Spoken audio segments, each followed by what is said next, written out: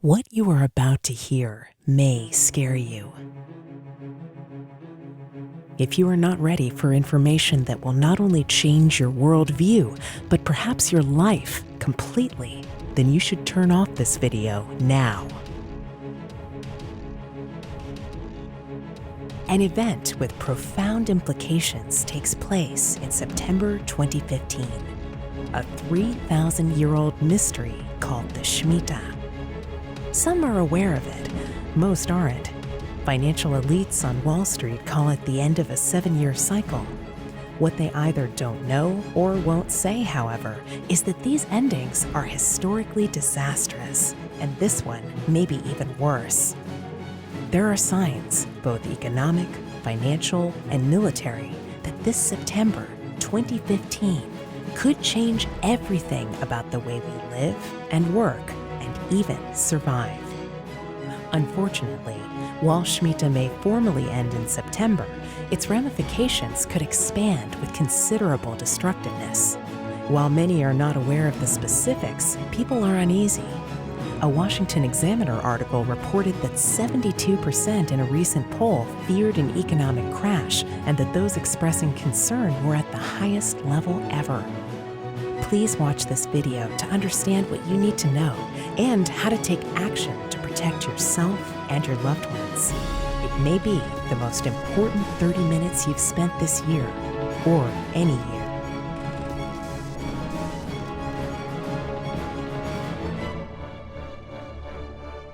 One man has been consistently making calls about the future in finance, money, and politics for decades.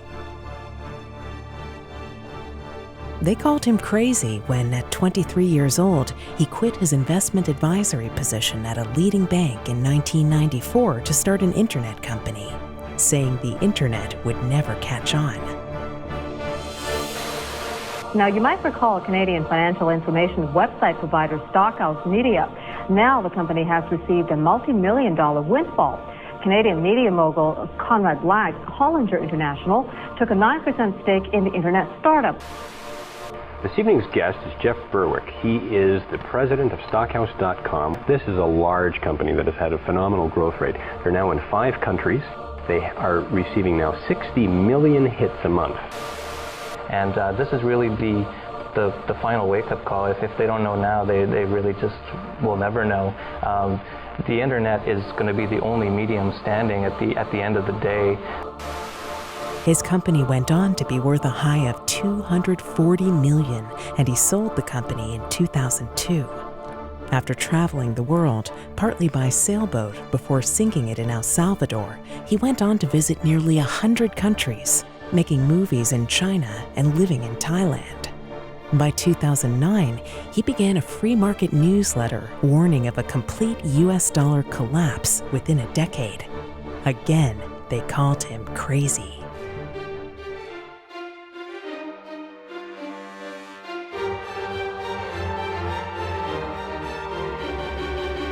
When we last spoke last January, you weren't very optimistic about the global economy.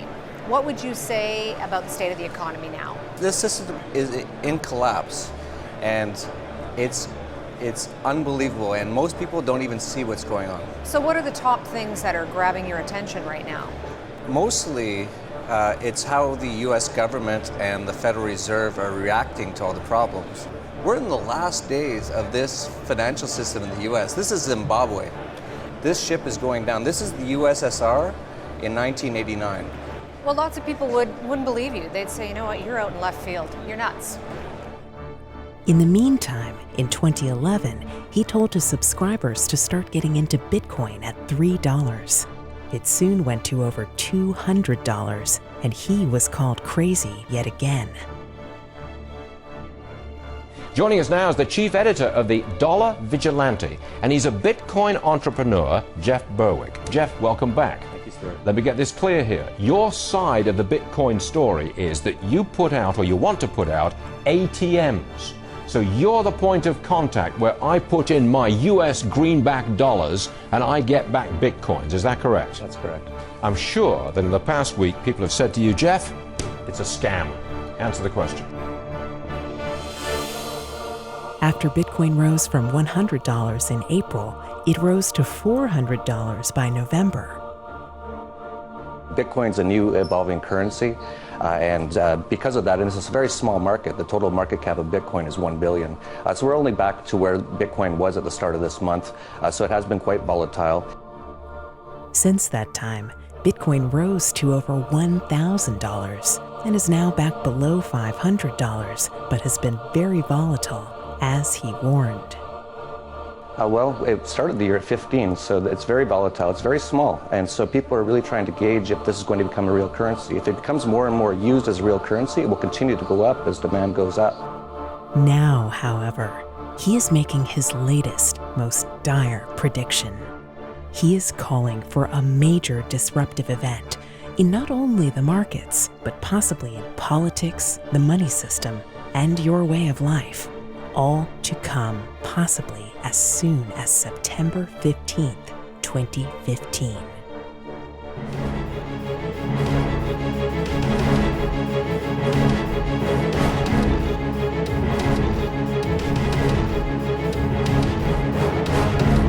It is a pleasure to have back on with us world-famous adventurer, entrepreneur, investor, and writer, Jeff Berwick. This may be our most important show yet, so let's get right into this, as you're not going to want to miss what Jeff Berwick has to say today. And, Jeff, you've never been shy about telling people your opinions, but your latest pronouncement may be your boldest yet. Yeah, it is, but I really think now is the time to be bold. I found that most people don't know about this information, and I think it needs to be shown the light of day. I guess I should start by saying that I've never made such an exact short-term prediction, but when people see the evidence I've uncovered, they'll understand why I believe a massive event could happen as early as this September. Give us some background on how you came to this conclusion. Well, it started out quite simply. In 2010, I stated that the US dollar would collapse within the next decade. To me, the path was quite clear. You just look at the total debt of the US government, now at $18 trillion, and its growth, and you can see where this is headed. And when you look further, you can see that even with a monstrous $18 trillion debt, it was only a small part of the story, as so much of the debt and liabilities of the US aren't properly accounted for. Today, the amount of debt and liabilities of the US government is over $95 trillion. That's $300,000 per person in the US, or $1.2 million in federal government debt and liabilities for every family of four. I'm sure you remember the Great Recession or the financial crisis of 2008. It was very bad. And even George Soros was quoted on it as saying, "We witnessed the collapse of the financial system in 2008. And all they've done, and all they're still doing, is print money to act like it didn't die." But the proof is in the numbers. In 2008, the Federal Reserve announced something they had never done before. They called it quantitative easing. But what it really is printing never-before-seen amounts of money. That money's been sloshing around and has mostly ended up in places like the stock market, which, even as we speak, continues to hit all-time highs. At some point, though, this money printing game has to stop, and the rest of the world knows this is a certainty. And in response, countries around the world have begun to move away from the dollar. China's begun their own bank transfer system, which is the first international payment system to compete with the US dollar-based SWIFT system. There's a worldwide move away from the dollar. They're trying to rush it out to be completed by, of all dates, September 2015. Russia as well has been purchasing gold at record levels, and trade agreements around the world are for the first time in decades being done outside of the US dollar. For this and many other reasons, I've been expecting a collapse in the dollar. It's baked in the cake, and I've been telling my subscribers to prepare for this since 2010. Back in 2010, I said that we probably had 5 and no more than 10 years left before the collapse. We're now 5 years in, and I'm seeing the first signs of a major collapse coming this fall, and part of my reason for this has come with my discovery of the Shemite. Right, this is the part I want to get into. I've heard you speak and write on it recently. It sounds fascinating. Take as long as you want here and just tell us more about the Shemite. Sure. Regarding Shemite, I want to state for the record that my discovery of it has emerged as part of my financial analysis. The Shemite has religious connotation, but that's not my focus. The point is that there are evidence-based ramifications to Shemite, and from a practical standpoint, that's what I wish to investigate and address. I'm just looking at the facts of what appears to be happening around September of this year, and that just happens to be the end of the Shemitah year. Whether this is a coincidence or not remains to be seen. And I should also say that I don't necessarily think this September will be the end crisis of all crises. It could be just the beginning of a process that unfolds that takes many years to end in total collapse.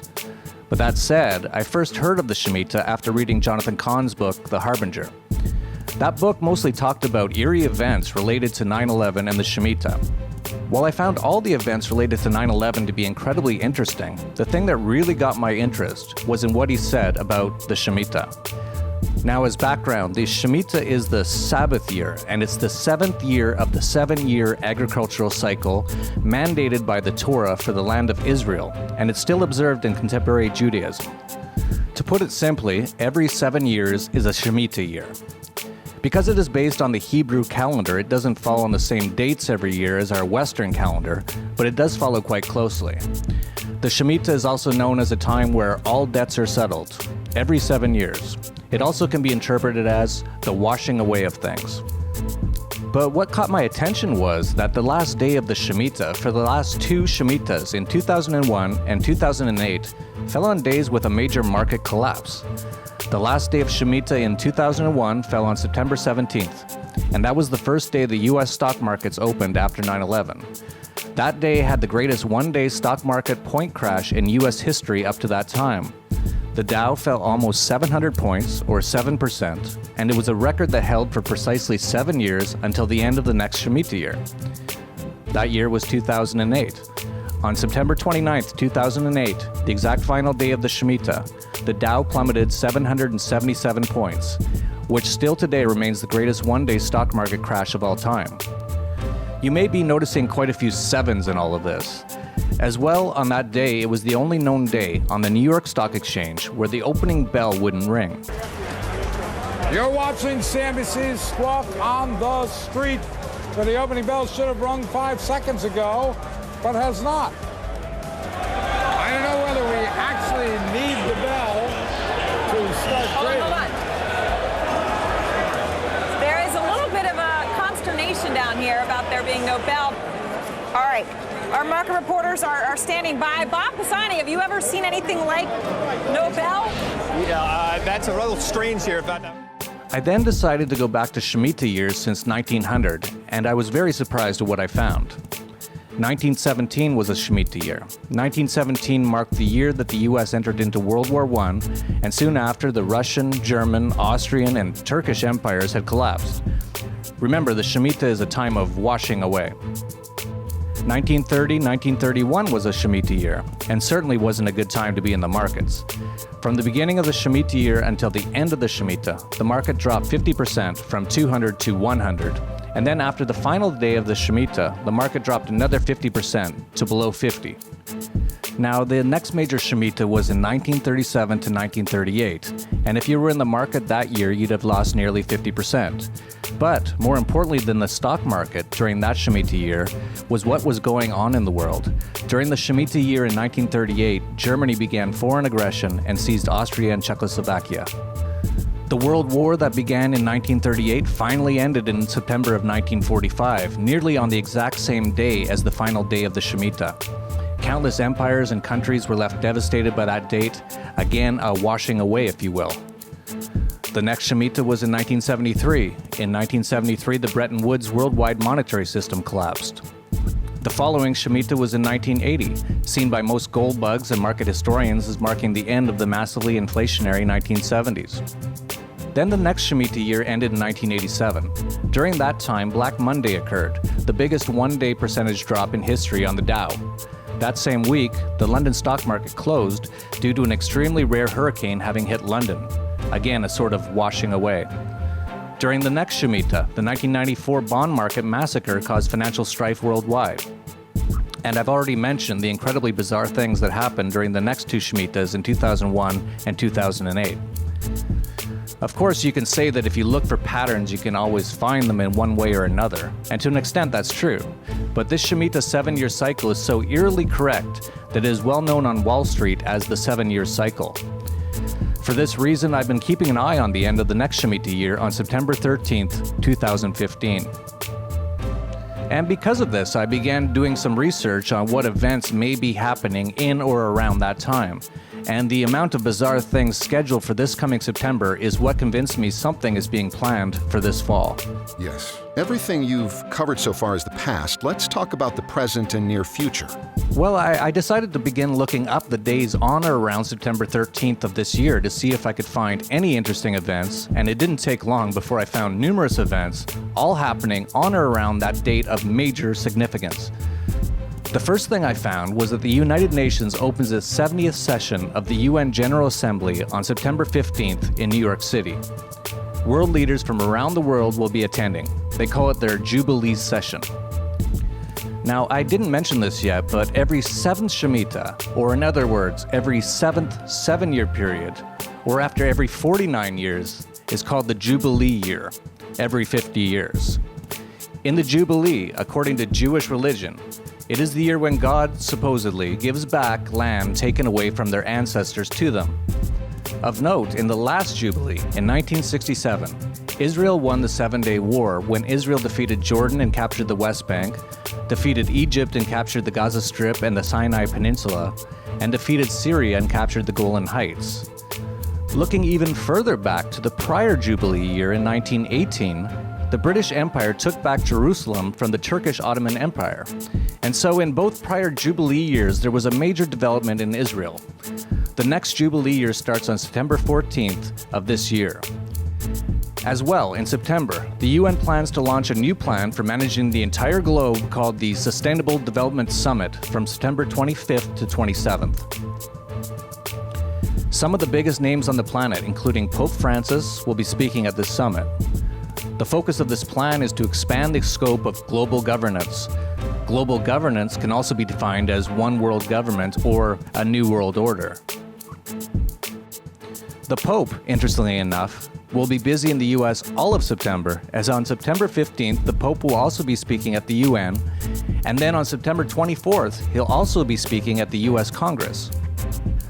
The next thing I notice is that Jade Helm, a massive, unprecedented rollout of the US military inside of the US, runs from July 15th until September 15th. This is particularly interesting in that there always seems to be a drill being run by the government during when an actual crisis occurs. Jade Helm has already begun in preparations, and the amount of military equipment being amassed in the US is truly mind-boggling. There's a lot of speculation that this amount of military buildup in the American South is in preparation for some sort of civil unrest. That speculation built when a number of Walmart stores recently closed on the same day across the southern US with no notice due to plumbing problems and are said to remain closed for 6 months. This fueled speculation that it's to be used for some sort of detention center for unrest. They said they wouldn't reopen for 6 months, which just happens to be after September. But it gets stranger and stranger. Recently, the New York-based Federal Reserve announced it's moving its operations outside of New York to Chicago because of concerns about a natural disaster.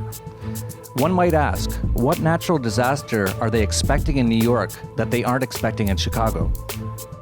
Then, after the Fed's recent Federal Open Market Committee meeting, it took the highly unusual act of removing all calendar references from its post-meeting statement. Normally, in the post-meeting statement, they include calendar events for upcoming important dates like the next meeting. This time they didn't, and they just alluded that a date range for their long-awaited 0.25% rate hike, which alone can almost teeter the entire financial and monetary system loaded with debt, would likely be in the fall. But while they didn't put any dates of future meetings in their post-meeting notes, they do have dates on their website of upcoming meetings. According to their site, the next meeting will be held just after the Shemitah on September 16th and 17th. Meanwhile, the US federal government is buying another 62 million rounds of ammunition commonly used in AR-15s for training purposes, and NORAD announced that it is moving back into the Cheyenne Mountains because it is EMP hardened, leaving one to ask why NORAD is moving into the mountains to protect against a major attack at this time. It certainly appears as though a lot is happening, all surrounding this September. Absolutely, and the list of strangeness goes on and on. There was the strange 7-minute speech by Christine Lagarde of the IMF talking about numerology and the number 7 that she made in January of last year. She started the speech by saying, "As you can tell, I do what I'm told." And she went on to say, "I want to test your numerology skills on the magic number 7. Most of you know that is quite a number." Thank you so much. Merci beaucoup. As you can tell, I do as I'm told. Numerology skills, by asking you to think about the magic 7. Okay? Most of you will know that 7 is quite a number in all sorts of themes, religions. That's a strange speech about numerology and the number 7 coming from the managing director of the IMF.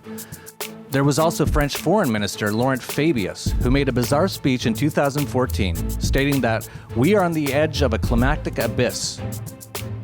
We are, all of you know it, on the edge of a climatic abyss. In fact, we have 500 days to avoid a climate chaos.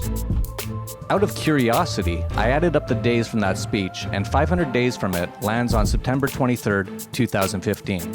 Yet no one questioned him why 500 days exactly.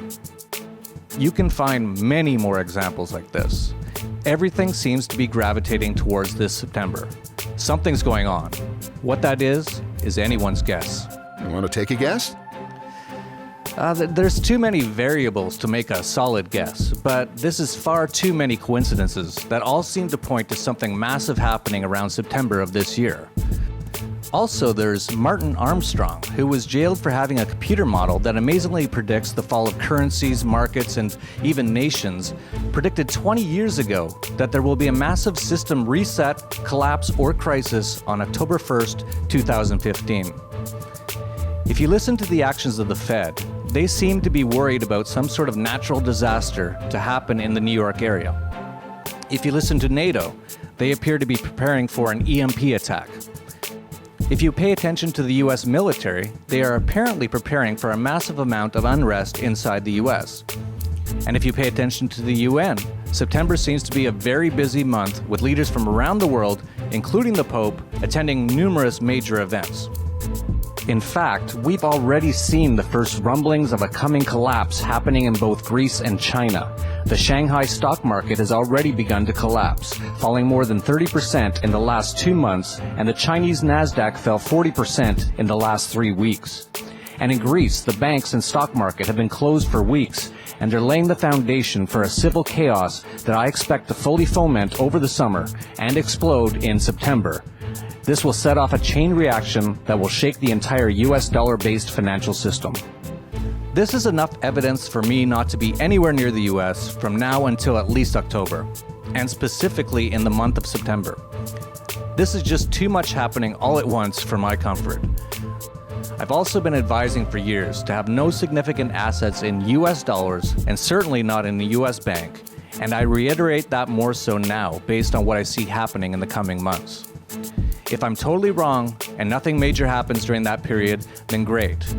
It's really not of any harm to prepare for some catastrophic event in the financial and political systems during that time, because my advice for preparing for the end of the monetary system as we know it is the same for this September period as it has been for the last few years and still continues to be. I'm just getting more adamant on it now. I've been advising people to get out of the Western financial and monetary system, get into hard assets, keep cash, precious metals, food, water, and guns on hand to last for at least a number of months, and move yourself and your wealth outside of the US if possible. I think there will be trouble all over the Western world, but the US seems to be ground zero for this coming crisis. These are all very ominous and negative predictions and advice. Are there any potential positives? Oh yes, absolutely. During any crisis is often an opportunity to become wealthy. As long as you are aware of what's going on, this could provide tremendous opportunity. Most fortunes have been made in times of extreme crisis that hardly anyone saw coming. As just one example, I'm telling subscribers of ways to, with limited risk, make a fortune if some sort of market calamity occurs this September or October. And again, as I said, even if nothing dramatic changes this fall, all of our other advice still applies, and people should be taking that advice immediately. Very few market analysts see what's going on, and so we have a great advantage over them when the collapse comes, as most don't think a collapse is even possible, much less imminent. So how can people get more information and advice on not only how to prepare for this upcoming crisis, but also profit from it? Yes, we've created a special report on how to prepare to survive the coming collapse, as well as how to profit from it, and you can get it at surviveshmita.com. I'm offering this report for free because I think this information is too important to withhold from anyone. And the information in this report will keep you in good stead even if there is no major collapse in the fall. The collapse may just be beginning in the fall and may last many years. This information will give you what you need to survive during that period if you act on it. We're now in the final endgame for the collapse of monetary, financial, political, and economic systems. Those who are prepared and can make it through the transition with themselves and their assets intact will be able to take advantage of wealth-building opportunities of a generational level. Those who are not prepared are going to get hurt in this collapse. To get more information on how to not only survive but prosper through the Shmita, a time-limited free report is available at surviveshmita.com.